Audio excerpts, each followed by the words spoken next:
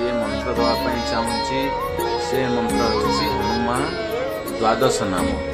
हनुमान द्वादश नाम पढ़ा द्वारा आपन को कौन लाभ हम आपणकर सर्व शत्रु विनाश हम रोग दुख कष्ट आदि सब विनाश हम।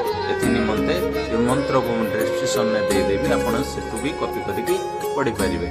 अंजना सुत सर्वज्ञ वायुपुत्र महाबल शाखामुति पतिश्चैव किंग्याख्योमित विक्रम उद्धते पारागंता च दशाग्रीवस्य दर्पहा मारुति राम कार्य च महाशक्ति महाकर इदं षोडश नामहं कपि दुष्य महात्मन सायंकाले प्रभाते च यात्रा काले च पठते मध्यग्ने थवा पटं च सर्वक्लेश विनाशनः शत्रुद्वारे राजंद्वारे च भय नास्ति कदाचन।